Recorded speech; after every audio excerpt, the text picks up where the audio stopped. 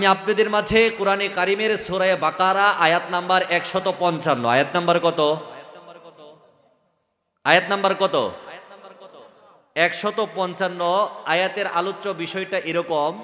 আল্লাহ পাক বান্দাদেরকে ডাক দিয়ে বলেছেন, আমি তোমাদেরকে 5টা পরীক্ষা নেব। কয়টা পরীক্ষা? আল্লাহ যে পরীক্ষা নেবেন এটা কি যৌক্তিক নাকি অযৌক্তিক? ভাই, বাবা সন্তানকে 1000 টাকা দিবে মাসে টিউশনি বা প্রাইভেটের টাকা দেওয়ার জন্য। বাবা কি পরীক্ষা ছাড়াই 1000 টাকা সন্তানকে দেয় নাকি পরীক্ষা নিয়ে দেয়? পরীক্ষা নিয়ে দেয়। টাকা 1000 দিলাম, ও কি ওই দোকানের পিছনে যায় সিগারেট খাইলো কিনা? টাকা 1000 দিলাম, স্যারকে দিল নাকি গার্লফ্রেন্ড নিয়ে রিক্সার ভুট তুলে সারাদিন চিপাই চুপাই ঘুরলো? এটা বাবা জেনে শুনে বুঝে পরীক্ষা নিয়ে ছেলের হাতে টাকা দেয়। আর ছেলে যদি 2 নাম্বার থাকে তাহলে স্যার সরাসরি যায় টিচারের কাছে টাকা দেয়। মাসে 1000 টাকা আপনার ছেলেকে দিবেন, আপনি পরীক্ষা নিয়েই টাকা দিচ্ছেন। একটা মোবাইল আপনি মেয়েকে কিনে দিচ্ছেন, আপনি চিন্তা করেন আমার মেয়েটাকে ভালো না খারাপ, খারাপ না ভালো, মোবাইল দিলে কি আমার মেয়েটা বিপদে যাবে নাকি মোবাইল দেওয়ার দরকার? আপনি পরীক্ষা নিয়েই তো মোবাইল কিনে দেন। এরপরেও 2-1টা দুর্ঘটনা ঘটে, ওটা ঘটবেই, কিন্তু আপনি পরীক্ষা নেওয়া ছাড়া কোনো কাজ করেন না। সাপোজ একটা বিশ্বকাপের ওজন হচ্ছে 6 কেজির একটু বেশি, ওটা বানানো হয়েছে 18 ক্যারেট পিওর খাঁটি স্বর্ণ দিয়ে। কয় ক্যারেট স্বর্ণ? 18 ক্যারেট স্বর্ণ। ওজন কত? 6 কেজির একটু। আপনাদের কি ঘুমে ধরেছে? বিশ্বকাপের ওজনটা হলো 6 কেজির একটু বেশি। এর উচ্চতাটা হলো 14 ইঞ্চি। এই 14 ইঞ্চির বিশ্বকাপটা নেওয়ার জন্য গোটা পৃথিবীর মানুষগুলো পাগল পারা হয়ে যায়। ওই যে আপনার মেসি বলেন আর নেইমার বলেন আর ক্রিস্টিয়ানো রোনালদো বলেন, ওরা আজ পর্যন্ত ওদের হাত দিয়া বিশ্বকাপটা টাচ করতে পারে নাই। টাচ করতে পেরেছে?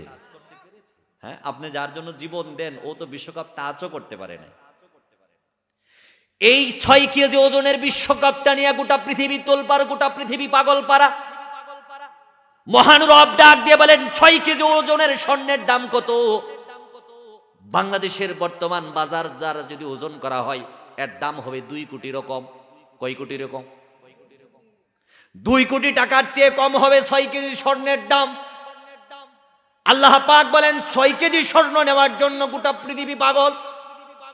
6 কেজি ওজনের স্বর্ণের খেলা দেখার জন্য মানুষ তার শরীরের পোশাক খুলে দিতে রাজি। 6 কেজি ওজনের দলের সমর্থন করার জন্য এক ভাই আরেক ভাইকে হত্যা করতে রাজি। এমন ঘটনা কি ঘটে নাই? আল্লাহ বলেছেন 2 কোটি টাকার বিশ্বকাপ সাময়িক, তুমি দেখবা সাময়িকভাবে হাত দিয়া টাচ করবা, বিশ্বকাপের নিচে তোমার দলের নাম আর কত সালে নিয়েছো ওটার নাম লেখা হবে। আবার 2036 সালে এই বিশ্বকাপটা বাতিল হয়ে যাবে, নতুন বিশ্বকাপ প্রত্যাবর্তিত হবে। আমার মুসলমান ভাইরা, 6 কেজি ওজনের স্বর্ণের বিশ্বকাপ, এটা যদি ইট বানানো হয় এটা ভেঙে। আপনারা চিন্তা করতেছেন হুজুর আপনার মাথা ঠিক আছে নাকি, বিশ্বকাপ দিয়ে ইট বানাবো? আপনি বলেন তো ইটের বাক্স যে থাকে যেটা দিয়ে ইট বানা, ব্রাহ্মণবাড়িয়ার তো বেশি ইট বানা, ঠিক না? এই ইটের বাক্সর মধ্যে যদি স্বর্ণটাকে গালিয়ে ঢেলে দেওয়া হয় কয়টা ইট হবে? একটা ইট হবে, আর একটা আদলা হবে না। কোন একটা ইটের ওজন কয় কেজি? 6 কেজি হবে? 5 কেজি? ও মাশাআল্লাহ, আমি জানতাম না। তাহলে তো 6 কেজি ওজন বিশ্বকাপ ভাই, তাহলে একটা ইট হইব না?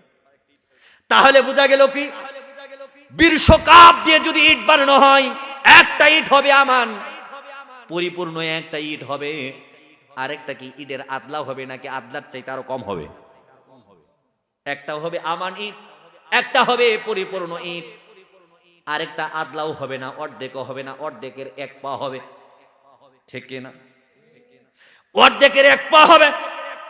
মহান রব ডাক দিয়ে বলেন সূরা আলে ইমরানের 133 নম্বর আয়াতে বলেন, একটা বিশ্বকাপ নেওয়ার জন্য গোটা পৃথিবী পাগল হয়ে গেছো, আমি আল্লাহ রাব্বুল আলামিন এর থেকে নিখুঁত স্বর্ণ দিয়া বানাবো। বিশ্বকাপের মধ্যে ৭৫ ভাগ স্বর্ণ, বাকি 25% হলো ব্রোঞ্জ। মহান রব ডাক দিয়ে বলেন, ওয়াসারিউ ইলা মাগফিরাতিম মির রাব্বিকুম ওয়া জান্নাতিন আরদুহাস সামাওয়াতু ওয়াল আরদ উইদ্দাত লিল মুত্তাকিন। চিৎকার করে বলুন সুবহানাল্লাহ। আমি মহান রব আখিরাতে বান্দা মুত্তাকিনের জন্য একটা বিশ্বকাপ নয়, একটা জান্নাত দিব, যেই জান্নাতের পরিধি হবে জমিন থেকে আরশ আজিম পর্যন্ত। যেই জান্নাতের পরিধি ডান পাশে হবে উত্তর মেরু থেকে দক্ষিণ মেরু পর্যন্ত, পূর্ব থেকে পশ্চিম মেরু পর্যন্ত। গোটা পৃথিবীর যেই দৈর্ঘ্য প্রস্থ রয়েছে, একটা জান্নাতের দৈর্ঘ্য প্রস্থ হবে এর থেকে বহু গুণ বড়। চিৎকার করে বলুন সুবহানাল্লাহ। আমার মুসলমান ভাইয়েরা, আমরা যে স্টেজে বসে কথা বলছি, ৫,০০০, ১০,০০০, ২০,০০০ বর্গ ফুট, এর থেকে বেশি বড় তো হওয়ার কথা নয়। আল্লাহ পাক ২,৮৮,০০,০০০, এর থেকে বেশি গোটা পৃথিবী যদি মাপা হয় মিলিয়ন মিলিয়ন বর্গ ফুট নয়, বর্গ মাইল হবে। আল্লাহ পাক বলেন, এত বিশাল বড় জান্নাতের ভিতরে বিশাল বড় বড় দালান কুঠি আমি নির্মাণ করে দিব। এক একটা ইটের ওজন থাকবে বিশ্বকাপের থেকে বেশি, এক একটা ইটের দাম থাকবে বিশ্বকাপের থেকে বেশি। এক একটা ইট বানানো হবে 18 ক্যারেট স্বর্ণ দিয়ে নয়, তার থেকে বেশি উন্নত মানের স্বর্ণ দিয়া। এক একটা সিমেন্ট বানানো হবে মণিমুক্তা দিয়া, যেই ইটের বাইনগুলা থাকে, ফাঁকগুলা থাকে, বালু দিয়া নিবারণ করা হয়। আমি আল্লাহ পাক মেশকে জান্নাতের আতর দিয়া ওগুলো নির্মাণ করে দিব। এমন বালাখানা তোমাকে তৈরি করে দিব, 5 বছর 4 বছর পরে ফেরত নিব না। খালিদিনা ফিহা আবাদা, কিয়ামত অবধি যত দিন ইচ্ছা ওখানে থাকবি। মহান রব কোনোদিন তোর কাছ থেকে ওই বাড়ি ফেরত নিবে না।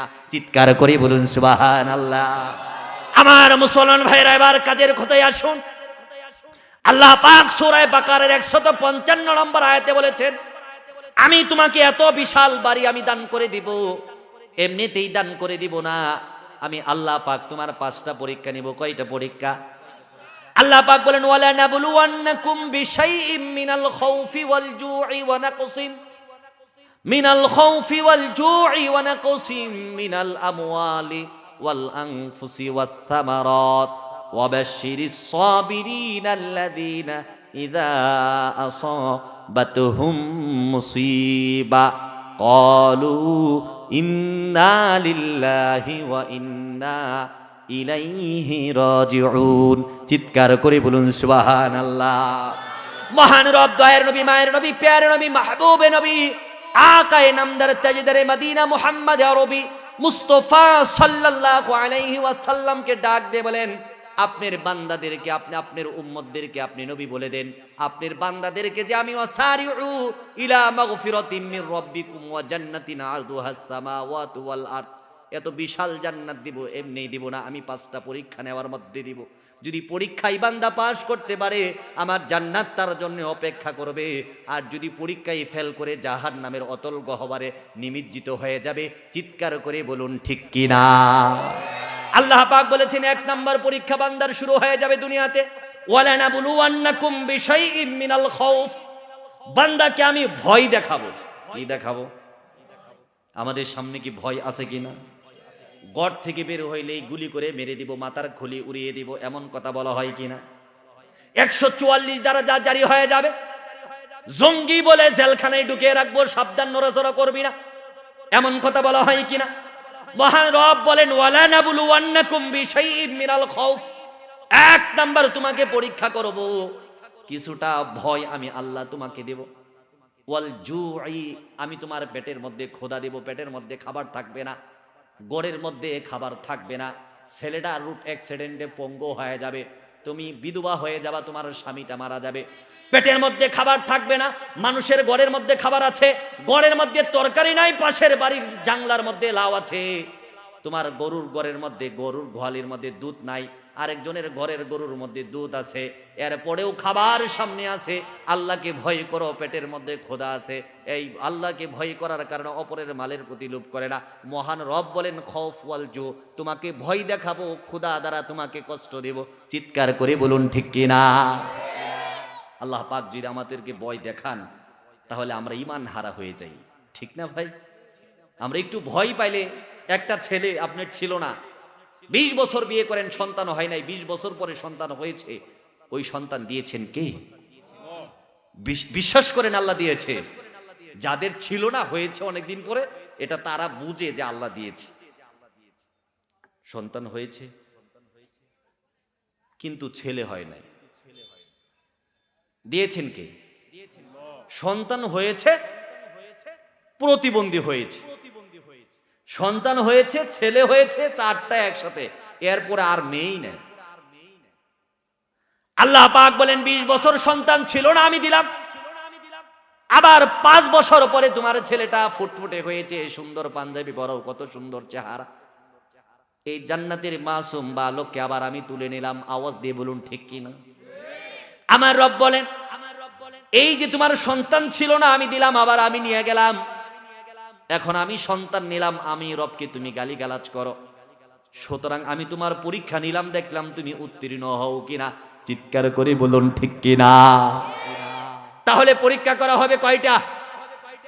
1 নম্বর হলো ওয়ালানাবুলুওয়ান্নাকুম বিশাইইম মিনাল খাউফ, ভয় দ্বারা পরীক্ষা করা হবে, ওয়াল জু', ক্ষুধা দ্বারা পরীক্ষা করা হবে, পেটের মধ্যে খাবার থাকবে না, ঘরে চাকরি থাকবে না, ব্যবসা থাকবে না, সমিতি থেকে লোন তোলার মতো সুযোগ আসবে, তুমি বলবে না খেয়ে মরে যাবো, এরপরেও লোন উঠাবো না।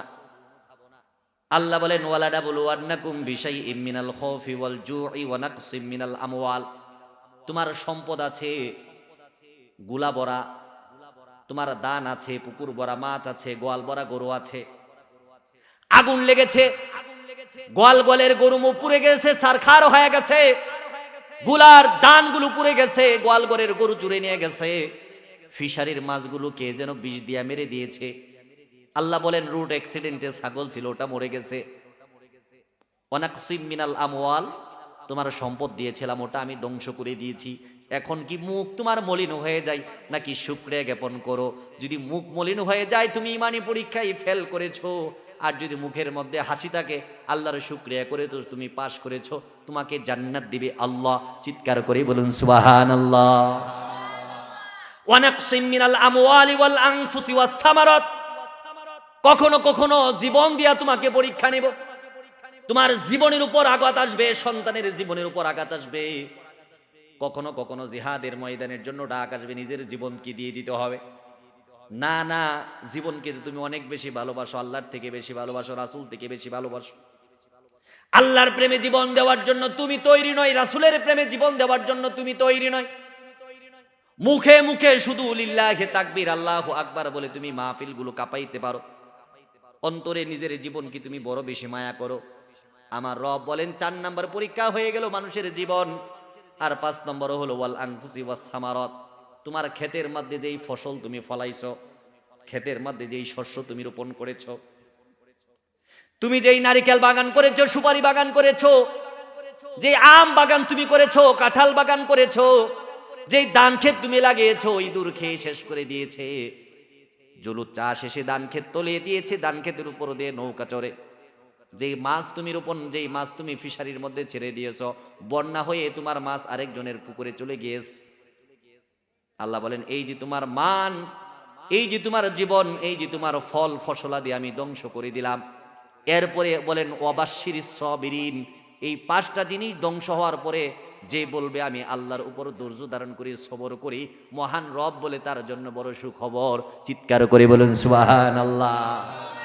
তাহলে এই পরীক্ষায় যারা পাশ করবে মহান রব সূরা আলে ইমরানের 133 নম্বর আয়াতে বলেন যারা পরীক্ষায় পাশ করবে তাদের জন্য পুরস্কারটা হলো ওয়াসারিউ ইলা মাগফিরাতিম মির রাব্বিকুম ওয়া জান্নাতিন আরদুহাস সামাওয়াতু ওয়াল আরদ উইদ্দাত লিল মুত্তাকিন। ওই বান্দা পরীক্ষায় পাশ করার কারণে এই দুনিয়ার থেকে 10 দুনিয়ার সমান বড় জান্নাত আমি বান্দাকে দান করে দেব। চিৎকার করে বলুন সুবহানাল্লাহ। এবার আমরা রবকে ডাক দিয়ে বলবো, রব জান্নাত তো আপনি আমাদেরকে দিবেন, কিভাবে জান্নাত দিবেন, কেন আমাদেরকে জান্নাত দিবেন? আল্লাহ পাক সূরা ফাজরের 27 নম্বর থেকে 30 নম্বর আয়াতে বলেন, ইয়া আইয়াতুহান নাফসুল মুতমাইন্না ইরজিই ইলা রাব্বিকি রাদিয়াতাম মারদিয়া ফাদখুলি ফি ইবাদি ওয়াদখুলি জান্নাতি। চিৎকার করে বলুন সুবহানাল্লাহ।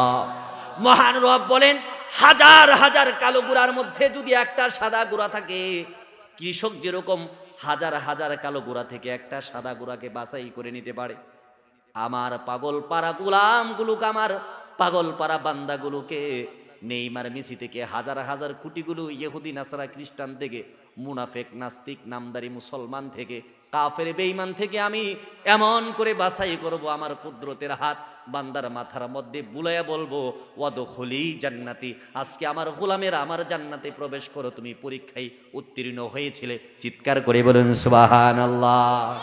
আমার মুসলমান ভাইরা, এবার 5টা পরীক্ষায় যদি কেউ ফেল করে তাহলে তার শাস্তিটা কি হবে?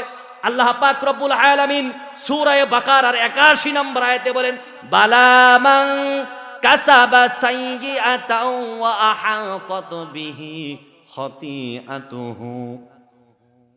আল্লাহ পাক বলেন, ওই সমস্ত বান্দারা যারা ফেল করবে, যারা 24টা ঘন্টায় বালামান কাসাবা সাইয়্যাতাও ওয়া আহাতাত বিহি, ওই বান্দাগুলো এমন ভাবে নিজেকে গুনার উপর সোপর্দ করে দিয়েছে, ওয়াহাতাত বিহি খাতিআতুহু ফাউলাইকা আসহাবুন নার, ওরা নিজেকে গুনাহ করতে করতে, নিজের জীবনকে ধ্বংস করতে করতে এমন একটা মুহূর্তের মধ্যে উপক্রম হয়েছে, তারা সিদ্ধান্ত নিয়েছে আমরা জাহান্নামে চলে যাব। মহান রব বলে, যারা নিজের গুনাহকে বড় পছন্দ করে, কিয়ামতের কঠিন মুহূর্তে যারা এই 5টা পরীক্ষায় এই দুনিয়াতে ফেল করেছে, আমি রব তাদেরকে ফাউলাইকা আসহাবুন নার, জাহান্নামের অতল গহ্বরে নিক্ষেপ করব। চিৎকার করে বলুন নাউযুবিল্লাহ। আমার মুসলমান ভাইরা, তাহলে 1 নম্বর যেই পরীক্ষাটা হবে, সেই পরীক্ষাটা কি? আল্লাহ পাক আমাদেরকে কিছু ভয় দেখাবেন।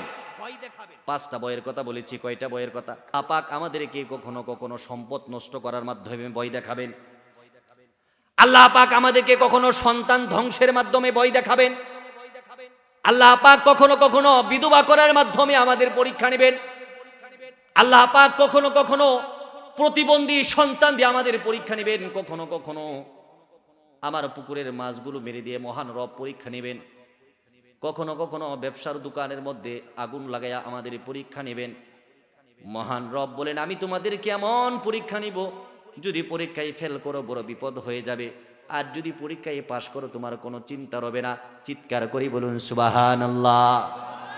আমরা যেই পরীক্ষাটা দেব, আমরা যদি রাস্তা দিয়ে মসজিদে যাই, যদি হুচুট খেয়ে আমাদের নোকের মধ্যে যদি একটু ব্যথা পাই, আমাদের মনটা বড় খারাপ হয়ে যায়। ভাই আওয়াজ দিয়ে বলুন ঠিক কিনা? আমরা মনে করি এত মুসল্লি আছে, মরার আল্লাহ বুঝি আমার এই চোখে দেখে পিছলা খাইলাম কেন, কোমরের হাড্ডি ভাঙলো কেন? আওয়াজ দিয়ে বলুন ঠিক কিনা? তোমার ছেলেটা স্কুলে গিয়েছে, রোড অ্যাক্সিডেন্টে বিশ্ব রুটে ইন্তেকাল করেছে, বুক চাপড়ে কান্না করো আর বলো, মরার আল্লাহ বুঝি আমার এই চোখে দেখলো, আমার সন্তানটারে দেখলো স্কুলে 600 বাচ্চা, আমারটা কেন মরলো? আওয়াজ দিয়ে বলুন নাউযুবিল্লাহ। আমাদের যেই পরীক্ষাগুলো মহান রব নেই, এগুলো একেবারে ছোট। সাহাবা একরামের যেই পরীক্ষাটা ছিল, ওগুলো পরীক্ষা অনেক বড় ছিল, এরপরেও সাহাবীরা পাশ করেছেন কিনা? আওয়াজ দিয়ে বলুন পাশ করেছে কিনা? কখনো কখনো সাহাবীদেরকে পরীক্ষা করা হলো, সাহাবী খেজুর খায়। আল্লাহর নবী বলেন, এই মুহূর্তে জিহাদের ময়দানে যেই ব্যক্তি শাহাদাত বরণ করবে, সে আমার সাথে জান্নাত থাকবে। খোদার কসম করে বলি, উহুদের যুদ্ধের ইতিহাস, সাহাবী অর্ধেকটা খেজুর মুখের মধ্যে দিল আর অর্ধেকটা খেজুর ফেলে দিল, দৌড়িয়া গেলা ইন্তেকাল হয়ে শাহাদাতের সুদা পেয়ালা পান করলো। চিৎকার করে বলুন সুবহানাল্লাহ। তার মানে বোঝা গেল সাহাবায়ে কেরাম শুধু নিজেকে এত বেশি মূল্যায়ন করতেন না, যতটা মূল্যায়ন আল্লাহ এবং তার রাসূলকে করতেন। আমার মুসলমান ভাইরা, একজন সাহাবীর ঘটনা বলি, নাম হলো হানজালা। আপনারা কি নাম শুনেছেন? নাম কি? নামটা কি? আওয়াজ দিয়ে বলুন। হানজালা রাদিয়াল্লাহু তাআলা আনহু বিবাহ করেছে মাত্র, রাত্রে বাসর রাত, বিকেলে আমার নবী রাহমাতুল লিল আলামিন মদিনার মানুষদেরকে ডাকলেন, ও মদিনাবাসী তোমরা কোথায় আছো? আমরা একত্রিত হয়ে যাব, উহুদের যুদ্ধ পরিচালনা হয়ে যাবে, কে কোথায় আছো, কার ঘরে কি আছে নিয়ে হাজির হয়ে যাও। হানজালা ঘরের মধ্যে বউটা রেখে জিহাদের ময়দানে যাওয়ার জন্য যেখানে লিস্ট করা হয়, মুজাহিদদের নাম লিস্ট করা হয়, ওখানে হাজির হয়ে গেছে। আল্লাহর নবী বলেন, হানজালা তুমি কেন এসেছো? কেন তুমি এসেছো? আল্লাহর নবী গো, আমি জিহাদের ময়দানে যাওয়ার জন্য এসেছি। আল্লাহর নবী ডাক দিয়ে বলেন, হানজালা তুমি না আজকে মাত্র বিয়ে করেছো, রাত্রে বাসর করবে? না না, জিহাদের ময়দানে যেতে হবে না, আমি আল্লাহর নবী তোমার জন্য ছুটির ঘোষণা করে দিলাম, তুমি একদিন ছুটি কাটাইয়া দ্বিতীয় দিন যুদ্ধের ময়দানে অংশগ্রহণ করবা। ছুটি দিছে কে? বাসর রাত্রের বউ। এরপরে রাসূল ছুটি দিছে, ছুটি কাটাও, বউয়ের সাথে আনন্দ করো। বাসর রাত্রের বউ রেখে জিহাদে যাবেন দূরের কথা, 30 বছর আগে বিয়ে করছেন, এখনো ঢাকা গার্মেন্টসে চাকরি করেন, মাসে 3 দিন মিথ্যা ছুটি লইয়া বউয়ের সাথে দেখা করার জন্য পলাইয়া চলে আসেন। আওয়াজ দিয়ে বলুন ঠিক কিনা? বউয়ের মোহাব্বত, বড় মোহাব্বত যখন অন্তরে জেগে ওঠে, আর কিছু ভালো লাগে না, সব ফেলে স্ত্রীর কাছে আমরা চলে যাই। হানজালা রাদিয়াল্লাহু তাআলা আনহু স্ত্রীকে রাসূলের থেকে বেশি মোহাব্বত করেন নাই। এবার হানজালা রাদিয়াল্লাহু তাআলা আনহু আল্লাহর নবীর জিহাদের ময়দানে সারির মধ্যে দাঁড়িয়ে গেল। আল্লাহর নবী হানজালাকে ডাক দিয়ে বলেন, ইয়া হানজালা লিনাফসিকা আলাইকা হাক্কুন, তোমার নিজের উপর তোমার একটা হক আছে, ওয়ালি যাওজাতিকা আলাইকা হাক্কুন, এবং তোমার স্ত্রীর উপর তোমার হক আছে। বিবাহ করেছো, 26 বছর 27 বছর তোমার বয়স, নিজের শরীরের চাহিদার যৌবনের উপর তোমার হক আছে, স্ত্রীর উপরও তোমার বড় হক আছে। হানজালা, আমি রাসূল ছুটি দিলাম, স্ত্রীর ঘরে চলে যাও, বাসর ঘরে চলে যাও, যদি প্রয়োজন হয় আগামী কালকে তুমি জিহাদের ময়দানে অংশগ্রহণ করবা।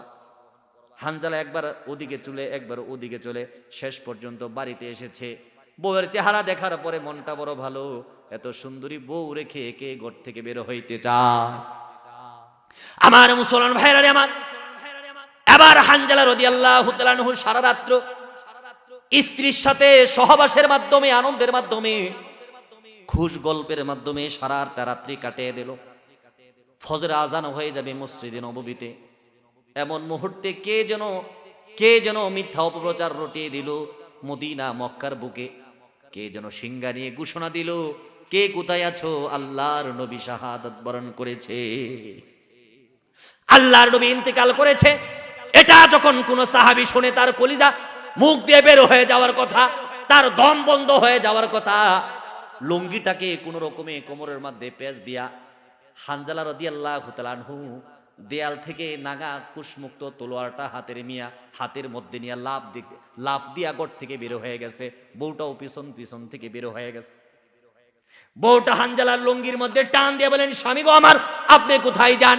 ও আমার স্ত্রী, তুমি কি মদিনার মসজিদের নববীর মধ্যে, মসজিদের আশেপাশে কোন যুবক জানি এলান করে গেল নবী ইন্তেকাল করেছে। রাহমাতুল লিল আলামিন নবী যদি ইন্তেকাল করে, আমি হানজালা বেঁচে থেকে আর কি? আমার মুসলমান ভাইরা, আমরা নেতার জন্য স্লোগান দেই যেন নেতা খুশি হয়।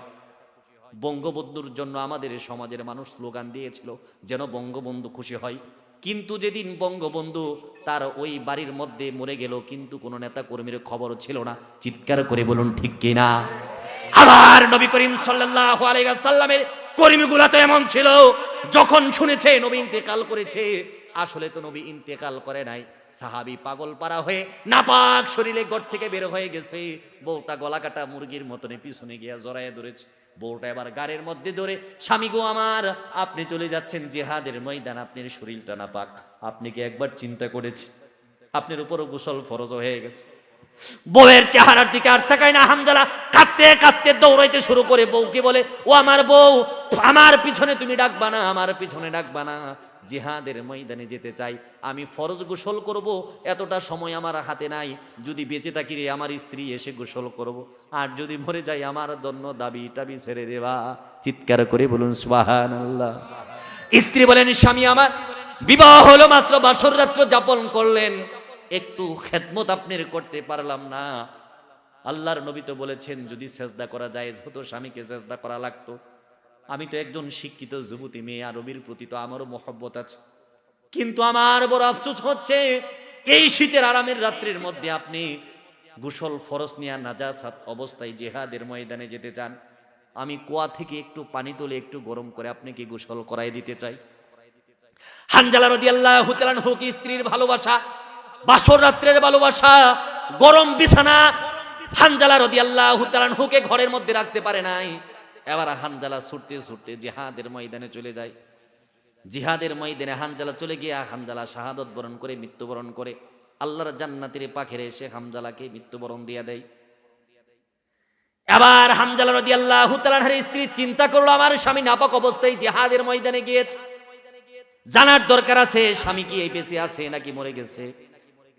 এবার মহিলাটা সকাল হতেই পাগল পারা হয়ে জিহাদের ময়দানের দিকে ছোটে। জিহাদের ময়দানে গিয়া উমরের সাথে দেখা হয়, বলে উমর আমার আল্লাহর নবী আছে কিনা? বলেন যে হ্যাঁ নবী তো সুস্থ আছে, নবীর দুইটা দাঁত ভেঙে গিয়েছিল, নবীকে আমরা পাহাড়ের চূড়ায় নিয়ে সারা রাত্র পাহারা দিয়েছিলাম। মহিলা বলেন মদিনার অলিতে গলিতে বাচ্চারা পর্যন্ত কাঁদে, মদিনার অলিতে গলিতে পশু পাখি খাবার ছেড়ে দিয়েছে, তারা শুনেছে রহমাতুল লিল আলামিন নাকি ইন্তেকাল করেছে। উমর বলেন আমার নবী সুস্থ আছে। এবার মহিলা বলে আমি নবীর সাথে একটু কথা বলতে চাই। রাসূলের সাথে মহিলার কথা হয়। হানজালা রাদিয়াল্লাহু তাআলা আনহার স্ত্রী রাদিয়াল্লাহু তাআলা আনহুর স্ত্রী আল্লাহর নবীকে ডাক দিয়ে বলেন নবী গো, আমার স্বামী হানজালা আপনার মৃত্যুর সংবাদ শুনে নাপাক শরীরে চলে এসে, আমার স্বামী যদি জীবিত থাকে আমার হাতে তুলে দেন, আমি গোসল করাই দেব, আর আমার স্বামী যদি ইন্তেকাল করে স্বামীকে গোসল করাইয়া দাফন করিয়ে। শাহাদাতের নিয়ম হলো যদি যুদ্ধের ময়দানে গিয়ে কেউ ইন্তেকাল করে তাহলে তাকে না ওই শরীরের অবস্থায় ওই পোশাক অবস্থায় আল্লাহর কাছে সোপর্দ করা হয়, যেন ওই রক্ত নিয়া ওই শরীরের চেহারা নিয়া আল্লাহর সামনে হাজির হয়। রাসূল ডাক দিলেন, বলেন আমার সাহাবীরা রে, কয়জন শাহাদত বরণ করেছে হানজালার লাশ আছে কিনা খোঁজ লাগাও। সাহাবীরা 4 বার গণনা করেছে, গণনা করার পরে বলেন আল্লাহর নবী গো, হানজালার লাশ তো নাই। 4 বার গণনা করেছে, বউটাও উপস্থিত আছে, হানজালার লাশ নাই। বউ কাঁদতে কাঁদতে বলেন আল্লাহর নবী আমি 100% শিওর করে বলি আমার হানজালা আমাকে রেখে জিহাদের ময়দানে এসেছে, এখানে আছে, হয়তো জীবিত আছে নয়তো মৃত্যু আছে। কিন্তু জিহাদের ময়দানে উহুদের যুদ্ধে মরেছিল 70 জন সাহাবী। কয়জন? 70 জন ইন্তেকাল করেছিল, শাহাদাতের পেয়ালা পান করেছিল। বারবার গণনা করার পরে 69 এমত অবস্থায় জিব্রাইল এসে নবীকে ডাক দেয়। নবী আসমানের দিকে তাকিয়ে তাকিয়ে কান্না করে, ঠোঁটগুলো একটু বাঁকায়, আর নবী কান্না করে কোনো কথা বলে না। আবু বকর ডাক দিয়ে বলেন ইয়া রাসূলুল্লাহ ইয়া হাবিবাল্লাহ, কেন আপনি কান্না করেন না? চোখ দিয়ে কেন জল আসে না? মুখটা শুধু বাঁকিয়ে রাখছেন, আমাদেরকে কেন বলেন না কি হয়েছে? ওয়াকিলা ইয়া রাসূলুল্লাহ সাল্লাল্লাহু আলাইহি ওয়াসাল্লাম, সাহাবীরা জিজ্ঞেস করলেন ইয়া রাসূলুল্লাহ আসমানের দিকে কেন তাকান? আল্লাহর নবী বলেন ইন্নী আরা মা লাউ তারাউনা, আমি যা দেখি তোমরা তা দেখো না। জমিনের মধ্যে 69 জন লাশ আছে, আর একটা লাশ আমার আল্লাহর ফেরেশতারা এসে বাইতুল মামুর অর্থাৎ ফেরেশতাদের মসজিদে নিয়া স্বর্ণের জলচকির মধ্যে নিয়া হাউজে কাউসারের জান্নাতি পানি দিয়া 70,000 ফেরেশতারা আমার হানজালাকে গোসল করা।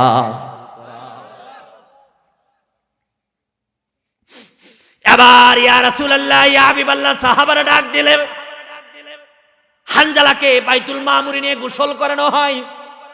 এটাই বুঝি আল্লাহর রাসূলের সাহাবী ছিলেন, তাদের দাম বুঝি এত বেশি ছিল। কিছুক্ষণ পরে নবী বললেন যে তোমরা এবার গণনা করো লাশ কয়টা। এবার আবু বকর দৌড়ে এসে বলেন আল্লাহর নবী লাশ তো 70টাই আছে। ওমর এসে বলেন লাশ তো 70টাই আছে। রাসূল বলেন আমার হানজালার লাশটা আমাকে একটু দেখাও।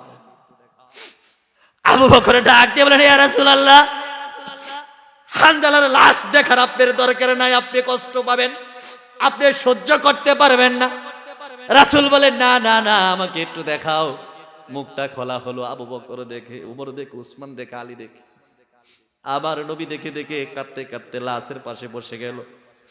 রহমতের নবী হানজালার মাথার দিকে তাকিয়ে দেখেন, হানজালার মাথা থেকে যেন টপ টপ করে পানি পড়ে, এই যে কুয়াশার যেই পানি আপনাদের শরীরে পড়ে, রহমতের পানি, এটা তো জান্নাতের পানির সমপরিমাণ দান মুসলমান। গভীর রজনীতে ওয়াজ শোনো, এটা সাধারণ কোনো পানি নয়। বিশ্বকাপের মায়া ছেড়ে মাঠের মধ্যে বসে থাকা, খড় কুঠার মধ্যে বসে থাকা, জমি থাকা, এটা সাধারণ কোনো ইবাদত নয়। হানজালার শরীর থেকে টপ টপ করে পানি পড়ে।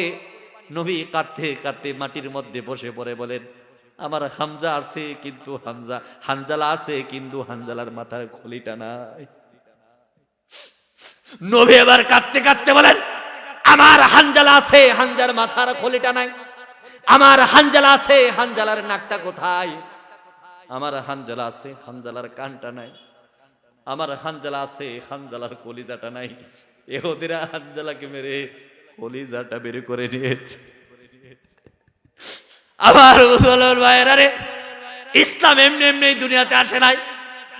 আমার রাসূল বললেন, এক একজন সাহাবীর লাশ এখানে আনো, আমি নবীর ইমামতি করব জানাজার। এক একজন লাশ আনা হলো। আমার রাসূল বললেন, প্রত্যেকটা লাশের ইমামতি হবে একবার। আমার হামজার জানাজার, আমার হানজালার জানাজার লাশের ইমামতি হবে 70 বার। হানজালার লাশটা এইভাবে সামনে রাখা হলো। এক একজন সাহাবীর লাশ এখানে আনা হয়, রাসূল ইমামতি করেন, লাশটা সরিয়ে দেওয়া হয়, আরেকটা লাশ সরিয়ে দেওয়া হয়, আরেকটা লাশ সরিয়ে দেওয়া হয়। এভাবে 70টা জানাজারা হয়ে গেল। তার মানে বোঝা গেল প্রত্যেকটা লাশ সরানো হলো, হানজালার লাশটা কিন্তু সরানো হয় নাই। চিৎকার করে বলুন ঠিক কিনা? আবার নিজে রাসূল এসে কবরের মধ্যে সমাধি করে দিলেন, জানাজা হয়ে গেল। এবার আবু বকর কাঁদতে কাঁদতে জমিনের মধ্যে গড়াগড়ি করে, উমর কাঁদ। রাসূল আবু বকরকে ডাক দিয়ে বলেন, আবু বকর তুমি কেন কাঁদো, কেন কাঁদো? আবু বকর বলেন, ইয়া রাসূলুল্লাহ, ইয়া হাবিবাল্লাহ, আমি এই কারণেই কাঁদি। আমার আল্লাহ আমাকে আবু বকর না বানাইয়া যদি হানজালা বানাইতো, আমার জানাজা 70 বার ইমামতি করতেন আপনি আল্লাহর নবী। চিৎকার করে বলুন সুবহানাল্লাহ। প্রত্যেক জনের একটা করে জানাজা হয়। আমি আবু বকর ইন্তেকাল যদি করি, আপনার আগে একটা জানাজা হবে, আর আপনার পরে যদি ইন্তেকাল করি, আপনি তো আমার জানাজায় অংশগ্রহণ করতে পারবেন না। হানজালা আজকে বড় ধন্য হয়ে গেল। হানজালা আজকে মৃত্যুবরণ করেছে। হানজালার আজকে 70 বার জানাজা হয়েছে। আল্লাহর নবী আবু বকরকে ধমক দিয়ে বলেন, আবু বকর রে, ওয়ালা তাকুলু লিমান ইয়াকতালু ফি সাবিলিল্লাহ, ওয়ালা তাকুলু লিমান ইয়াকতালু ফি সাবিলিল্লাহি আমওয়াত বাল আহইয়াউ ওয়ালাকিন লা তাশউরুন। আবু বকর তুমি কেন বলো হানজালা ইন্তেকাল করেছে? হানজালা ইন্তেকাল করে নাই, হানজালা আল্লাহর কাছে জান্নাত ও রিজিক প্রাপ্ত। চিৎকার করে বলুন সুবহানাল্লাহ। ওয়ালা তাকুলু লিমান ইয়াকতালু ফি সাবিলিল্লাহি আমওয়াত। তোমরা কি ভেবেছো যারা জিহাদের ময়দানে গিয়ে মৃত্যুবরণ করে তারা মরে যায়? আমি রাসূল বললাম তারা ইন্তেকাল করে না, আমি আল্লাহ বললাম তারা জান্নাতে আমার কাছে পাকি হয়ে থাকে, আমি তাদেরকে রিজিকের ব্যবস্থা করে দিই। চিৎকার করে বলুন সুবহানাল্লাহ। আমার মুসলমান ভাইরা, তাহলে পরীক্ষা হবে কয়টা? পাস করা লাগবে না ফেল করা লাগবে? যদি পাস করেন পুরস্কার আছে নাকি না? পুরস্কার আছে নাকি নাই? মুসনাদে আহমদের হাদিস থেকে বলছি, যদি পরীক্ষায় পাস করেন আল্লাহ আপনাকে কি পুরস্কার দিবে? বিপদে যদি আপনি ধৈর্য ধারণ করেন আল্লাহ পাক আপনাকে এত বড় পুরস্কার দিবেন, এত সুবিশাল পুরস্কার দিবেন, যেই পুরস্কারের সাথে গোটা পৃথিবীর কোনো পুরস্কার মিলবে না। চিৎকার করে বলুন সুবহানাল্লাহ। বিপদে পড়লে কয়টা আমল করবেন? একটা আমল। কয়টা আমল? একটা আমল যদি আপনি বিপদে করেন আল্লাহ পাক আপনাকে এমন পুরস্কার দিবেন, যেই পুরস্কার আপনি এই 2 চোখ দিয়ে দেখেন নাই, কল্পনা করেন নাই। আল্লাহ পাক আপনাকে দুনিয়াতেই এত বড় পুরস্কার দান করে দিবে। একটা ছাগল মরে গেছে রোড অ্যাক্সিডেন্টে, দাম তো 4,000 টাকার ছাগল গেছে, আল্লাহকে গালি দিয়েছেন আপনি 5,000। মহান রব বলেন গালি না দিয়া যদি আমার কাছে ধৈর্য ধারণ করতি, আমি তোকে এত রিজিক দান করে দিতাম, তুই 4 লক্ষ টাকা দিয়া কুরবানি দিতি, মানুষের টেরও পাইতো না। চিৎকার করে বলেন সুবহানাল্লাহ। বিপদে পড়ে যদি আপনি একটা আমল করেন, মহান রব আপনাকে পৃথিবীর সব থেকে শ্রেষ্ঠ নিয়ামত দান করে দিবেন। মুসনাদে আহমদ থেকে বলছি, উম্মে সালামা রাদিয়াল্লাহু তাআলা আনহা, মুসনাদে আহমদ থেকে বলছি, উম্মে সালমা রাদিয়াল্লাহু তাআলা আনহা, যিনি পরবর্তীতে নবী করিম সাল্লাল্লাহু আলাইহি ওয়াসাল্লামের স্ত্রী ছিলেন। কি ছিলেন? যিনি পরবর্তীতে নবী করিম সাল্লাল্লাহু আলাইহি ওয়াসাল্লামের স্ত্রী ছিলেন, আবু সালমা রাদিয়াল্লাহু তাআলা হয়েছে উম্মে সালমাকে ডাক দিয়ে বলেন, আমার স্ত্রী রে, আল্লাহর নবী একটা দোয়া শিক্ষা দিয়েছে, কোন মানুষ যদি বিপদে পড়ার পরে ওই দোয়াটা পড়ে, ওই দোয়াটা পড়ার পরে মহান রব তাকে দুনিয়াতে এত বড় পুরস্কার দিবে, ওই মানুষটা কোনোদিন কল্পনাও করবে না।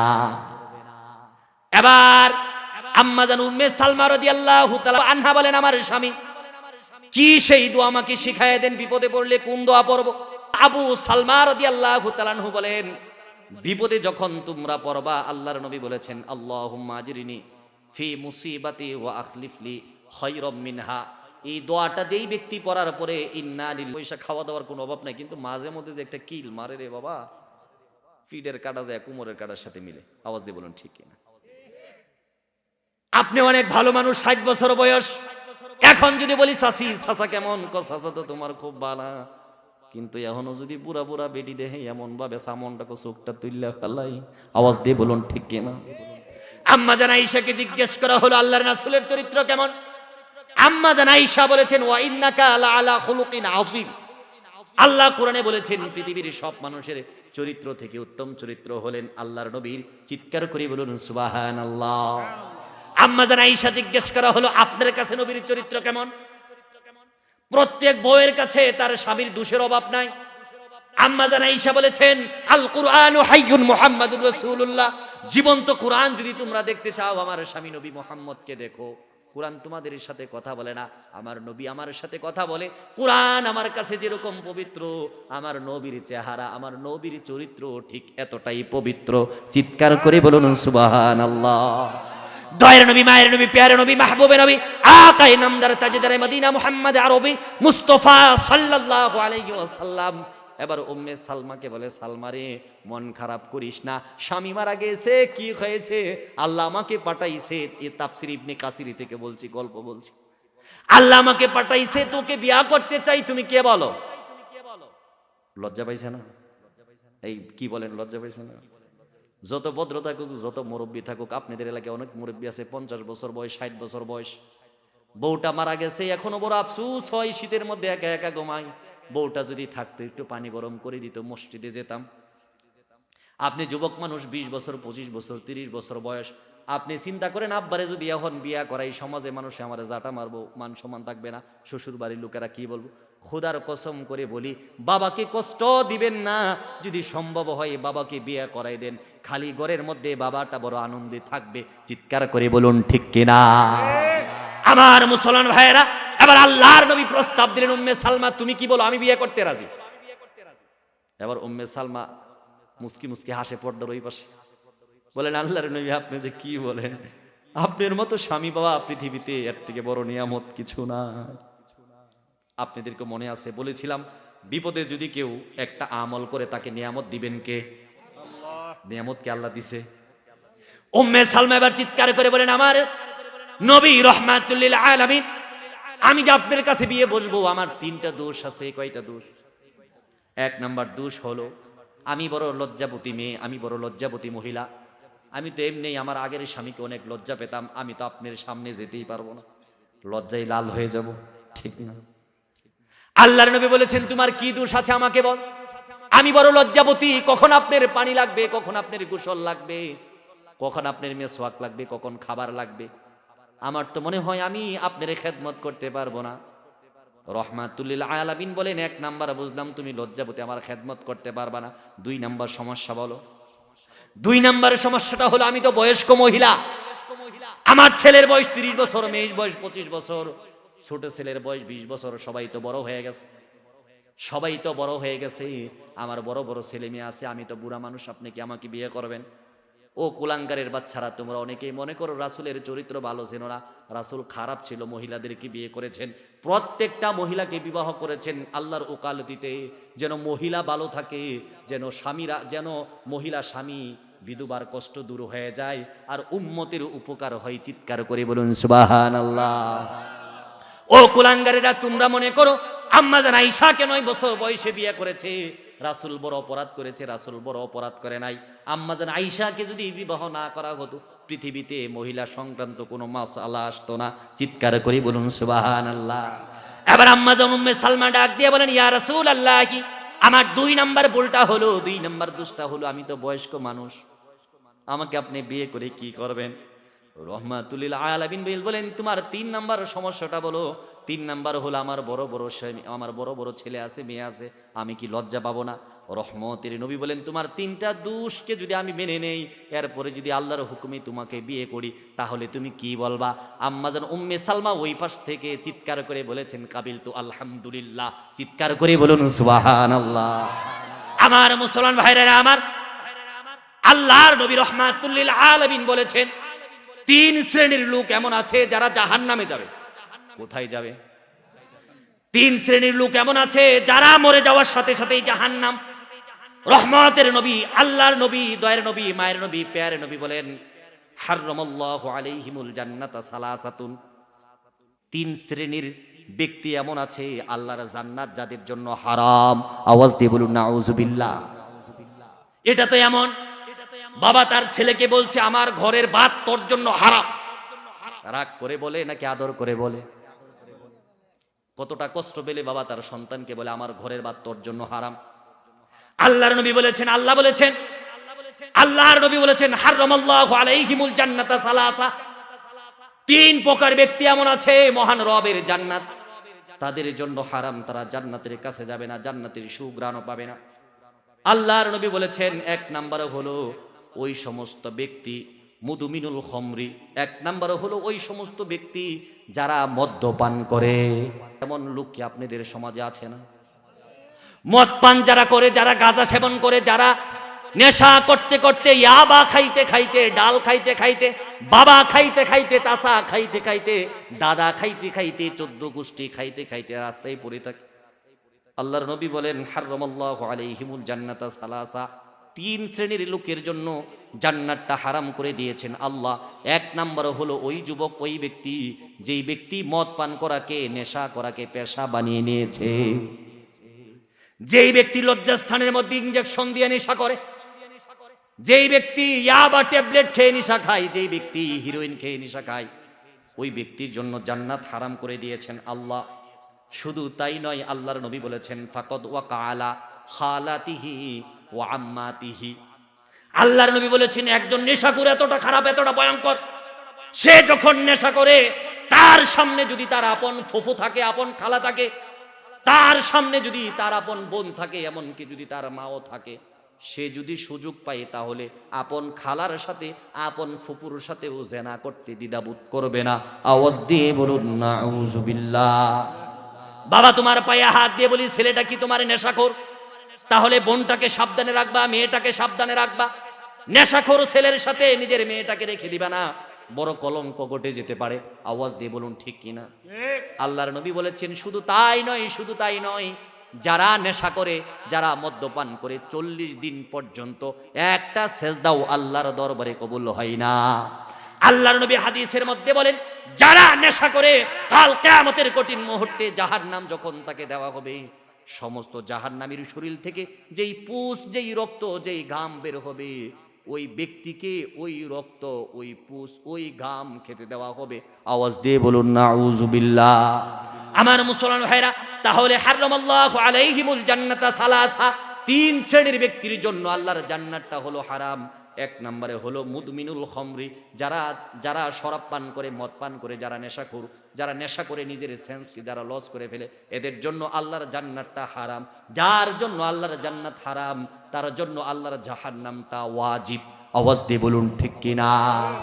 2 নম্বরে হলো ওয়াল আক, পিতামাতার অবাধ্য সন্তান, পিতামাতার নাফরমান সন্তান। বউটা রাগ করে, বৃদ্ধ বাবার জন্য আঙুর আনলে বৃদ্ধ বাবার প্রস্রাব পায়খানার দুর্গন্ধে ঘরে থাকা যায় না। বউ সিদ্ধান্ত দিছে, বউ সিদ্ধান্ত নিয়েছে, যদি ঘরে তোমার মা থাকে আমি থাকবো না, আর যদি আমি থাকি তোমার বৃদ্ধ মা থাকবে না। আমার মুসলমান ভাইরা রে, বউ সিদ্ধান্ত নিয়েছে মা থাকলে বউ থাকবে না, বউ থাকলে মা থাকবে না। বউ তো বলেও ফেলে, তুমি কি বেশি আমাকে ভালোবাসো নাকি তোমার মাকে? কপালের মধ্যে ঝাড়ু দিয়া পিটাও করে দৌড়াইতে থাকবেন আর বললেন, আল্লাহর নবী বলেছেন, হুমা জান্নাতুকা ওয়া নারুকা, বাবাই আমার জান্নাত, মাই আমার জান্নাত, বাবাই আমার জাহান্নাম, মাই আমার জাহান্নাম। আওয়াজ দিয়ে বলুন ঠিক কিনা? একজন সাহাবী বলেছেন, আরাতু আন আকসু ইয়া রাসূলুল্লাহি সাল্লাল্লাহু আলাইহি ওয়াসাল্লাম, আমি জিহাদের ময়দানে যেতে চাই, আস্তাশিরুকা, আপনার কাছে পরামর্শের জন্য এসেছি। আল্লাহর নবী বলেন, আলাকা মিন উম্মিন বাইতি, তোমার ঘরে কি তোমার মা আছে? বলেছেন, হ্যাঁ, নাম উম্মি বাইতি, আমার ঘরে আমার মা আছে। আল্লাহর নবী বলছেন, আল জিমহা ইন্নাল জান্নাতা ইনদা রিজলিহা, জিহাদের ময়দানে যেতে হবে না, ঘরে ফিরে যাও, ওই জান্নাত আল্লাহ পাক তোমার মায়ের পায়ের নিচে রেখে দিয়েছেন। চিৎকার করে বলুন সুবহানাল্লাহ। তাহলে হারামাল্লাহু আলাইহিমুল জান্নাতা সালাসা, তিন শ্রেণীর লোকের জন্য আল্লাহর জান্নাত হারাম। এক নাম্বার মদখুর ব্যক্তি, নেশাখোর ব্যক্তি, ইয়াবাখোর ব্যক্তি, ট্যাবলেটখোর ব্যক্তি, গাঁজাখোর ব্যক্তি, হিরোইনখোর ব্যক্তি। দুই নাম্বার হলো ওয়াল আক, যারা পিতামাতার অবাধ্য সন্তান, পিতামাতার নাফরমান সন্তান। আমরা তো মোবাইল খুললে, পত্রিকা খুললে এখন এমনও দেখি, কয়েকদিন আগে দেখেছি রংপুরের পীরগাছায় প্রকৌশলীর মৃত্যু হয়েছে বৃদ্ধাশ্রমে, সন্তান ছেলে মেয়ে পিতারা জানাজায়ও আসে নাই। আওয়াজ দিয়ে বলুন নাউজুবিল্লাহ।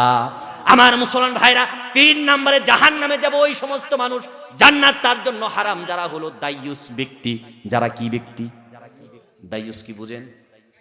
দাইয়ুস হলো ওই ব্যক্তি যার স্ত্রীটা পর্দা করে না, যার মেয়েটা পর্দা করে না, যার স্ত্রীটা টিভি দেখে, যার মেয়েটা টিভি দেখে, যার মেয়েটা পাতলা গেঞ্জি আর জিন্স প্যান্ট পরে রাস্তায় হাঁটে, যার বউটা মার্কেটে যা, মার্কেটের প্রত্যেক দোকানদারের নাম্বার যার বউয়ের কাছে আছে, যার বউয়ের নাম্বার চুরখাই বাজারের প্রত্যেক দোকানদারের কাছে আছে, প্রত্যেকের সাথে বাবি খুশ গল্প আলাপ হয়, ইমুতে আলাপ হয়, হোয়াটসঅ্যাপে আলাপ হয়, মেসেঞ্জারে আলাপ হয়। যেই যুবক এগুলো সহ্য করে, যেই হাজী সাহেব এগুলো সহ্য করে, স্ত্রীর অত্যাচার, মেয়ের অত্যাচার, স্ত্রীর বেপর্দা, মেয়ের বেপর্দা, যেই হাজী সাহেব সহ্য করে, যেই খতিব সাহেব সহ্য করে, যেই সভাপতি সহ্য করে, যেই বক্তা সাহেব সহ্য করে, ওটা হলো দায়ুস। ওই দায়ুস ব্যক্তির নামাজ কবুল হবে না, আল্লাহর জান্নাতের গ্রাণও পারবে না, তার জন্য আল্লাহর জান্নাতকে হারাম করে দিয়েছেন আল্লাহ। চিৎকার করে বলুন ঠিক কিনা? আমার মুসলমান ভাইরা, তাহলে তিন শ্রেণীর ব্যক্তির জন্য আল্লাহর জান্নাতটা হারাম। এক শ্রেণীর হলো ওই ব্যক্তি যেই ব্যক্তি মদ পান করে, দুই নম্বরে হলো যেই ব্যক্তি পিতামাতার অবাধ্য সন্তান, তিন নম্বরে হলো দাইয়ুস ব্যক্তি। আওয়াজ দিয়ে বলুন নাউজুবিল্লাহ। আমি আপনাদেরকে আর কোন ভাষায় বুঝাবো? আল্লাহ পাক আমাদেরকে কত নিয়ামতের মধ্যে ভরপুর রেখেছেন। আল্লাহ পাক কোরআনের মধ্যে বারবার সতর্ক করেছেন। আল্লাহ পাক বলেছেন, ফাবি আইয়ি আলাই রাব্বিকুমা তুকাজ্জিবান, এত এত নিয়ামত তোমাকে দান করেছি, আমার কোন নিয়ামতকে তুমি অস্বীকার করো? কোন কোন নিয়ামতকে তুমি অস্বীকার করো? এমন একটা চোখ দিয়েছি, এমন একটা নাক দিয়েছি, এমন একটা জিহ্বা দিয়েছি, 24 ঘন্টা অক্সিজেন দেই। নেক্সাস হসপিটালে যান, একদিন অক্সিজেন গ্রহণ করলে 15,000 20,000 টাকা লাগে। 60 বছর অক্সিজেন গ্রহণ করেছেন, একটা টাকা নেন নাই আল্লাহ। চিৎকার করে বলুন ঠিক কিনা?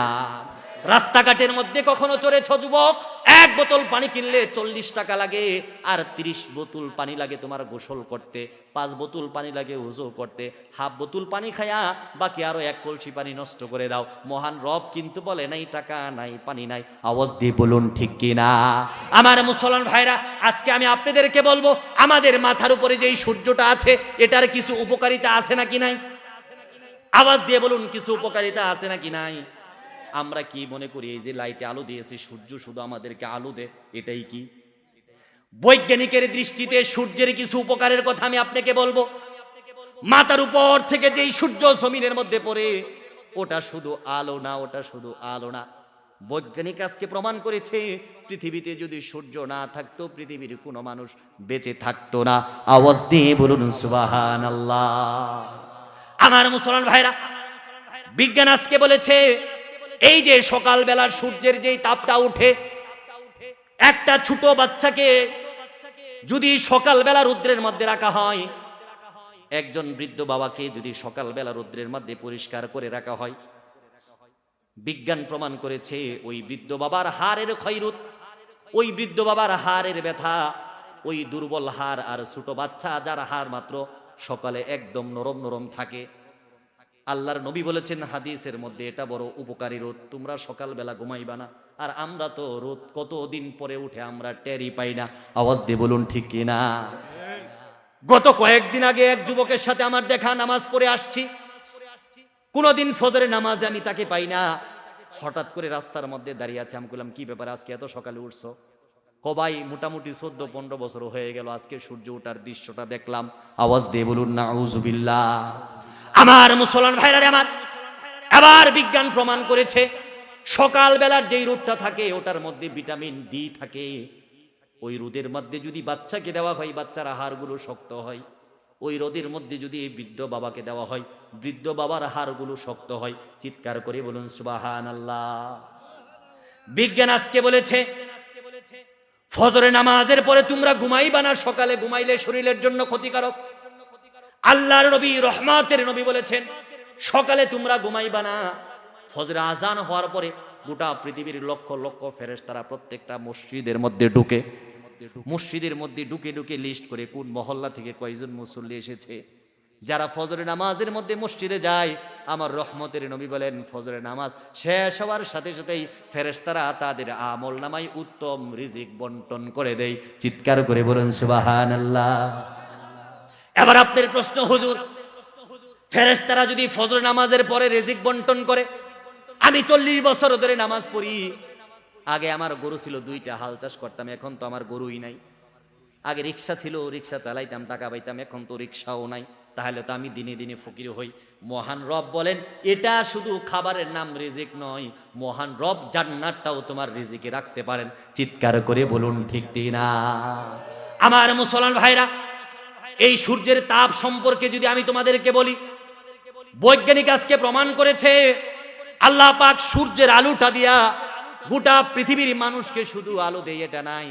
আল্লাহ কোরআনে বলেছেন ওয়ালাকাদ আনজালনা মিনাস সামাই রিজকা, আমি আকাশ থেকে রিজিক ফালাই। এই যে ফুটা ফুটা পানি পড়ে এটা তো আমরা দেখি রিজিক, কিন্তু আমরা তো দেখি এটা পানি, কিন্তু আসলে এটা রিজিক। এই পানি না থাকলে গাছ হবে না, সূর্যের আলো না থাকলে একটা গাছ হবে না, গাছ বিচি থেকে গাছ হবে না, গাছ থেকে পাতা হবে না, পাতা থেকে ফুল হবে না, ফুল থেকে ফল হবে না, ফল থেকে কাঠ হবে না। যদি সূর্যের আলো থাকে সবকিছু হবে। চিৎকার করে বলুন সুবহানাল্লাহ। আল্লাহ পাক আমাকে কতটা মহব্বত করেন। বিজ্ঞান প্রমাণ করেছে মানুষ সারা রাত্র যখন ঘুমায়, মানুষ যদি এক কাত হয়ে ঘুমিয়ে থাকে তাহলে ওই মানুষের একটা রোগ হবে, ওটার নাম হলো রেড সোর। এই রেড সোর রোগটা যদি হয় তাহলে মানুষ ঘামতে থাকবে, তার শরীর থেকে বিষাক্ত পদার্থ বের হবে। ওই বিষাক্ত পদার্থ বের হয়ে ওই মানুষটা ইন্তেকালও করতে পারে। তার মানে রাত্র যখন ঘুমায় পড়ি আমরা, কিছুক্ষণ পরে পরে কাত পাল্টানির দরকার আছে কিনা? খোদার কসম করে বলুন তো, এই যে মাহফিল শুনে যাবেন, রাত্রে ঘুমিয়ে যাবেন, 4 ঘন্টা 5 ঘন্টা ঘুমাবেন, ইচ্ছা করে কি কখনো কাত পাল্টান কিনা? মনে তো থাকে না। কিন্তু রহমাতুল লিল আলামিন বলেন আমার পৃথিবীর উম্মতেরা শোনো, তোমরা যখন ঘুমিয়ে যাও আল্লাহ বলেছেন লা তাখুযুহু সিনাতুন ওয়ালা নাউম। আল্লাহ বলেন পৃথিবীর গাছপালা পশু পাখি মানব দানব শয়তান জিন সব যখন ঘুমিয়ে পড়ে, মহান রব বলেন লা তাখুযুহু সিনাতুন ওয়ালা নাউম, আমি রব ঘুমাই না, আমার রবের জিমানিও আসে না। আমি তোমার ক্ষুদ্রতের, আমি আমার কুদরত নিয়ে তোমার মাথার পাশে বসে থাকি। ফেরেশতাদেরকে বলটাই আব্দুল করিম, আব্দুল মজিদ, আব্দুল জলিল ঘুমাইছে, কিছুক্ষণ করে করে পিঠ উল্টায় দাও, কাত উল্টায় দাও। চিৎকার করে বলুন সুবহানাল্লাহ। আমার মুসলমান ভাইরা, আল্লাহ বলেন ওয়ামাল্লাহু বিগাফিলিন আম্মা তা'মালুন, আমি কি এমন রব যে তোমাদের সংবাদ সম্পর্কে আমি বেখবর থাকি?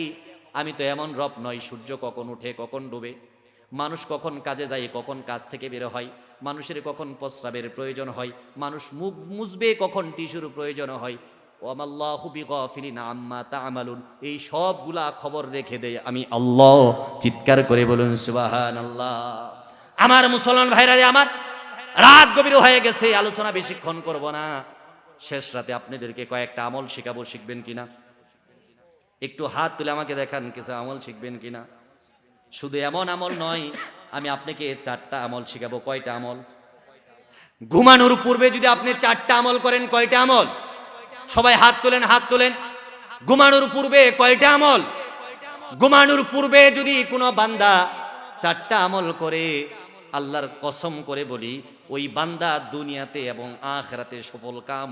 চিৎকার করে বলুন সুবহানাল্লাহ। রাহমাতুল লিল আলামিন নবী আলী রাদিয়াল্লাহু তাআলা আনহুকে ডাক দিয়ে বলেন, আলী রে, তুমি রাত্রে যখন ঘুমাইবা তখন 4000 দিনার দান করে ঘুমাইবা। কয় হাজার দিনার? আলী মন খারাপ করে বলেন, আল্লাহর নবী এবং তার আল্লাহর নবী এবং আল্লাহ ছাড়া আমার ঘরে কেউ নাই, কোনো মহব্বত, কোনো ভালোবাসা নাই। নবীর ভালোবাসা আছে আর আল্লাহর মহব্বত আমার ঘরের মধ্যে আছে, আমি 4000 দিনার পাবো কোথায়? ঘুমানোর পূর্বে 4টা আমলের কথা বলে যায়। আল্লাহর নবী বলেছেন, আলী ঘুমানোর আগে 4000 দিনার দান করে দিবি। আলী বলেন, ঘরে 1 টাকাও নাই, আপনি আমার সাথে মজা করেন নাকি? 4000 দিনার আমি কইব? রহমতের নবী সাইয়্যিদুল কাউনাইন বলেন, 4 বার সূরা ফাতিহা পড়ে নিবি আলী। আমি নবী ঘোষণা করে দিলাম, 4 বার সূরা ফাতিহা পড়লে 4000 দিনার সদকার সব দিবেন আমার আল্লাহ। চিৎকার করে বলুন সুবহানাল্লাহ। কয়বার? কোন সূরা পারেন তো? আরবিতে না বাংলাতে? আরবিতে। সূরা ফাতিহাটা আরবি না বাংলা? অনেকেই মনে করে এটা বাংলা। এক লোক সৌদি গেছে, যায় দেখে সূরা ফাতিহা পড়ে নামাজে আর আজানটা খালি দেয়। দৌড় দিয়া হুজুরের কাছে, যে হুজুর সৌদি গেছিলাম। কি হয়েছে? খালি যাই দেখলাম সব আরবি ভাষা, কিচ্ছু বোঝা যায় না। খালি মসজিদে যাই দেখলাম আজানটা আরবিতে আর সূরা ফাতিহাটা আরবিতে, আর সব বাংলা, আর সব আরবি। এই দুইটা খালি বাংলাতে, আজানটা আর সূরা ফাতিহাটা বাংলাতে, আর সব আরবি। আসলে কি আজান আরবি না বাংলা? আরবি। আমাদের বুঝার ভুল। তাহলে আল্লাহর নবী 2 নম্বরে বলেছেন, আলী যখন ঘুমিয়ে যাবি 30 পারা কোরআন পড়ে ঘুমাইবি। আলীর মন খারাপ, আল্লাহর নবী কি কোন? আমি যদি 30 পারা কোরআন পড়ি, ফজরে আজান দেব, সারা রাত্রে হয় কিনা ঠিক নাই, তাহলে আমি ঘুমাবো কখন? রহমতের নবী আলীর কপালে চুমু দিয়ে বলেন, আলী রে, সারা রাত্র ঘুমানো লাগবে, তোমার সওয়াব হবে। মাত্র 3 বার সূরা ইখলাস পড়বা, 24টা ঘন্টা ফেরেশতা তোমাকে পাহারা দিবে, আর সাথে সাথেই 1 পারা কোরআন তেলাওয়াতের সব দান করে দিবে, 1 খতম কোরআন তেলাওয়াতের সব করে দিবে। চিৎকার করে বলেন সুবহানাল্লাহ। এমন আমল করার দরকার আছে কিনা? সূরা ইখলাস তো আপনারা পড়তে পারেন। শুরুতে কি কুল হুয়াল্লাহু, কত সুন্দর অর্থ, আল্লাহু আহাদ আল্লাহুস সামাদ, আল্লাহ অমুখাপেক্ষী, লাম ইয়ালিদ ওয়া লাম ইউলাদ, উনি কারো কাছ থেকে জন্ম নেয়নি, কাউকে জন্ম ওয়া লাম ইয়াকুল লাহু কুফুয়ান আহাদ, তার সমকক্ষ কেউ হতে পারে না। এই সূরাটা বান্দা যখন 3 বার পড়বে, ওই বান্দাকে 1 খতম কোরআন তেলাওয়াতের সব দিবেন কে? আল্লাহর নবী আবার আলীকে ডাক দিয়ে বলেন, আলী রে, রাত্রে যখন ঘুমায়া যাবি জান্নাতের মূল্যটা দিয়া ঘুমায়া যাবি। আলী ঘরের মধ্যে 1 টাকা নাই, জান্নাতের মূল্য কত? জান্নাতের কত মূল্য বলছিলাম তো? বিশ্বকাপ কয়টা লাগবে জান্নাতের ঘর বানাইলে? কয়েক হাজার কোটি, ঠিক না? একটা বিশ্বকাপ দিয়ে মাত্র একটা ইট হয়, আরেকটা আদলাও হয় না। একটা ইট হয়, আরেকটা শোয়া হয়। এত বড় জান্নাতটার মূল্য দিয়ে আলী ঘুমাবি? আলী রাদিয়াল্লাহু তাআলা আনহু বলে, ঘরের মধ্যে লবণ আনতে পান্তা ফুরাই নবী গো, জান্নাতের মূল্য আমি পাবো কই? আল্লাহর নবী বলেন, 3 বার দুরূদ পড়বা নবীর উপর, অন্তত সাল্লাল্লাহু আলাইহি, সকলে বলেন সাল্লাল্লাহু আলাইহি, অন্তত এই দুরূদটা পড়বা, নয়তো দুরূদ ইব্রাহিম পড়বা, নয়তো নবীর উপর কোনো দুরূদ পড়বা। আমি নবী ঘোষণা করে দিলাম, 3 বার যদি আলী তুমি দুরূদ পড়ে ঘুমায়া যাও, আল্লাহ পাক তোমাকে জান্নাতের মূল্যর সব দান করে দিবেন। চিৎকার করে বলুন সুবহানাল্লাহ। আলী গো 4 নম্বর একটা আমল করবা ঘুমানোর আগে, মানুষের কাজ যা বন্ধ করার যেই সওয়াব, ওই কাজ যা বন্ধ করে ঘুমাইবা। আলী বলেন, নবী গো, মানুষে কখন ঝগড়া লাগে আমি এটা কেমনে খুঁজ পাবো? আর রাত্রে কি আমি ঘুমাবো নাকি মানুষের ঘরে গিয়ে গিয়ে দেখবো কে কে ঝগড়া লাগছে? আমার নবী রাহমাতুল লিল আলামিন মুস্কি হাসি দিয়ে বলেন, আলী রে, মানুষের ঘরে ঘরে ঘুমাইয়া, মানুষের ঘরে ঘরে ঘুইরা ঝগড়া খুঁজতে হবে না, কে ঝগড়া লাগছে দেখতে হবে না। আস্তাগফিরুল্লাহ মাত্র 10 বার পড়বা। 10 বার যদি আলী তুমি আস্তাগফিরুল্লাহ পড়ো, মহান রব একটা ঝগড়ার মীমাংসা করার সওয়াব দান করে দিবেন আল্লাহ। চিৎকার করে বলুন সুবহানাল্লাহ। এরকম আস্তাগফারের কোরআনের মধ্যে 5টা ফায়দা আছে, আমি সেদিকে যাব না। যদি আপনি এই আমলগুলা করে ঘুমাইতে পারেন আর এই সবগুলা যদি আপনি পান, তাহলে খোদার কসম করে বলুন তো, দুনিয়াতে এবং আখিরাতে আপনার কি আরো কিছু দরকার আছে? আর কিছু দরকার নাই। এই জন্য আমি আপনাকে বলি, আমলের সাথে থাকতে হবে, বেশি বেশি আল্লাহর নাম স্মরণ করতে হবে। কে কে আল্লাহর নাম স্মরণ করতে রাজি আছেন আমাকে 2 হাত তুলে দেখা, হাত নামান। কিছুক্ষণ পরেই তো আর্জেন্টিনার খেলা হবে। কার খেলা আজকে? কার খেলা? আর্জেন্টিনা না ব্রাজিলের? কেউরই নাই। তাহলে তো এই জন্য আজকে আপনারা ওয়াজ শুনতেছেন, কিন্তু কালকে যদি সভা হয় তাহলে তো খবর আছে, তাহলে তো আর ওয়াজ শুনবেন না। মুসলমান একটু চিন্তা করবা, কার খেলা তুমি দেখো, কার খেলা তুমি দেখো। ওই যে আমরা দেখেছিলাম ব্রাহ্মণবাড়িয়ার এক যুবক 4 কিলোমিটার লম্বা পতাকা টানাইছে। মাগুরার এক যুবক আফজাল হোসেন গত বিশ্বকাপে 5 কিলোমিটার লম্বা পতাকা টানাইছিল। কিয়ামতের কঠিন মুহূর্তে তোমার বাড়ির এতিম বাচ্চাটা ডাক দিয়ে বলবেন, মহান রব, আমার গ্রামের পাশের ছেলেটা 1/2 কিলোমিটার লম্বা পতাকাটা নিয়েছিল, আমি এতিম ছিলাম, আমাকে একটা গেঞ্জি কিনে দেয় নাই, একটা জামা কিনে দেয় নাই। আমি পাগলপাড়া হয়ে ঘর থেকে বের হয়ে গিয়েছিলাম। আমি স্টেশনে শুয়ে আছিলাম কুকুরের সাথে। কুকুরটা আমাকে তার বুকে জায়গা দিয়েছিল। আমি কুকুরটার বুকের মধ্যে মাথা রেখে, নিজের তো মা নাই বাবা নাই, কুকুরটাকে জড়িয়ে ধরেছিলাম। কুকুরটা আমাকে জায়গা দিয়েছিল, দিয়েছিল, আরাম দিয়েছিল। তোমার বাড়ির সামনে যেই পাগলি বাচ্চা নিয়ে ঘোরাফেরা করে চুরখাই বাজারে যেই পাগলি থাকে, পাগলির তো সেন্সলেস, পাগলির তো শরীরে পোশাক থাকে না, পাগলি তো কিছু বুঝে না, কিন্তু পাগলির পেটে বাচ্চা আছে। ওই বাচ্চা তো পাগলির পেটে কোনো পাগলে দেয় নাই, তোমার মতো আমার মতো সুস্থ মানুষ দিয়েছে। এখনো সুস্থ সমাজ নিয়ে চলে, সমাজের মধ্যে মাতবরি করে। আওয়াজ দিয়ে বলুন ঠিক কিনা? কিয়ামতের কঠিন মুহূর্তে মহান রবকে ডাক দিয়ে পাগলি দাঁড়িয়ে যাবে। পাগলি দাঁড়িয়ে যাবে, বলবে, আমি চুরখাই বাজারে ছিলাম, আমি মানুষের দুয়ারে দুয়ারে ঘুরতাম, আমার সাথে জেনা করে মানুষ আমাকে সন্তান দিয়েছে। সন্তানের দায়িত্ব নেয় নাই, আমার দায়িত্ব নেয় নাই। আমার সন্তানটা কাপড়ের জন্য, খাবারের জন্য মানুষের দুয়ারে দুয়ারে ঘুরেছে, মানুষ আমাকে সাহায্য করে নাই, আমার বাচ্চাকে সাহায্য করে নাই।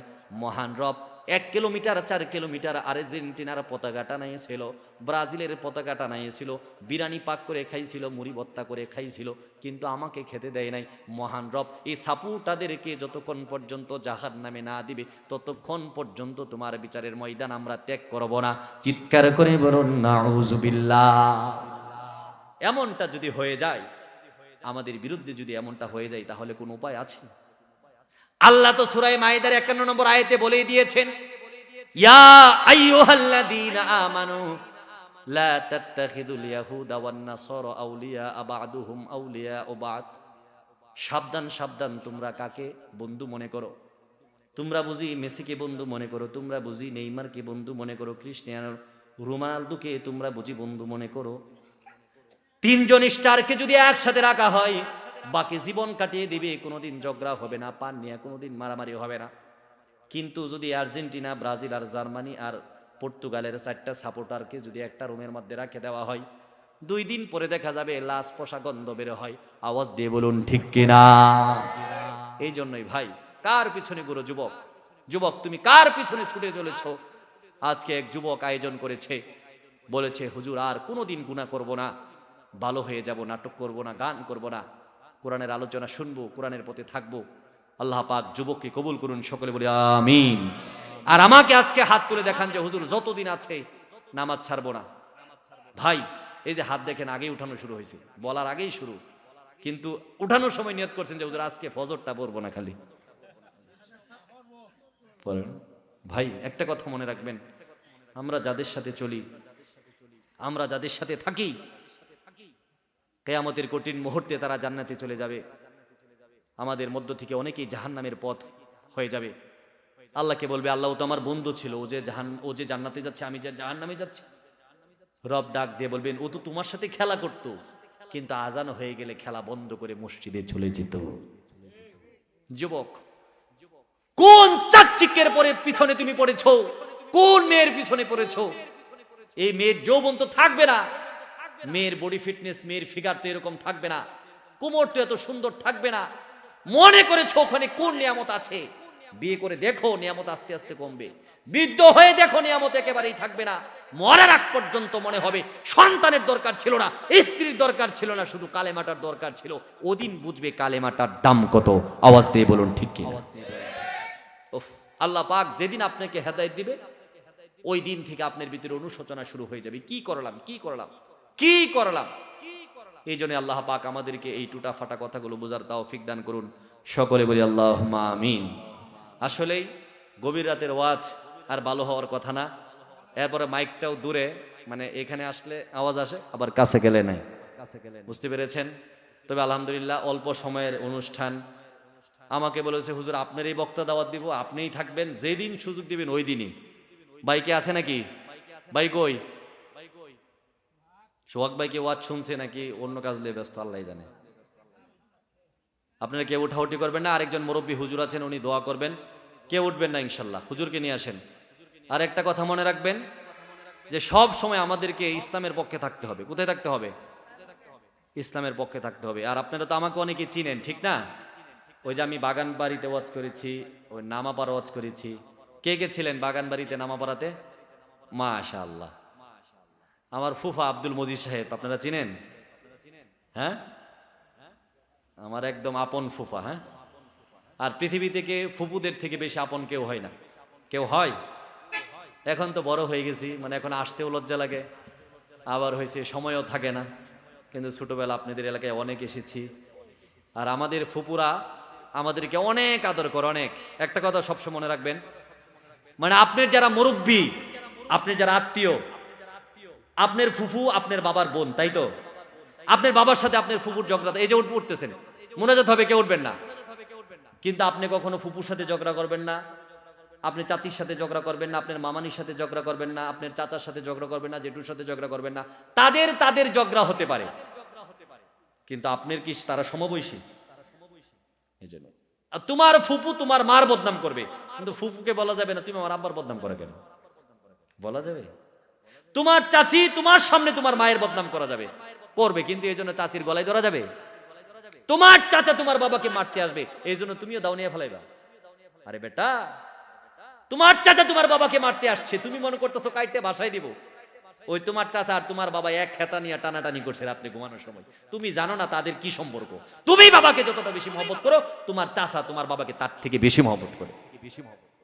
কিছু কুলাঙ্গার আমরা যুবকেরা আছি, আপনারা মুরব্বীরা তো অনেক ভালো।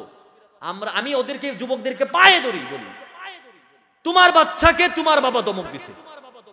তোমার বাচ্চা তোমার বাবার কি? তোমার বাচ্চাকে তোমার মা ধমক দিয়েছে, তোমার বোন ধমক দিয়েছে। তোমার বোন তোমার বাচ্চার কি? ফুপি। আরে পাগলের পাগল, ছাগলের ছাগল। তোর বাচ্চাকে তুই যতটা বেশি ভালোবাসিস, তোর বাবা তোর সন্তানকে আরো 1000 গুণ বেশি ভালোবাসে, 1000 গুণ ভালোবাসে, 1000 গুণ। মিয়া কি বুঝো তুমি? কি বুঝো যুবক? তুমি কি বুঝো? গুড়া ডিম তুমি বুঝো। আমার সন্তানকে আমি যতটা ভালোবাসি, আমার বাবা আরো বেশি ভালোবাসে।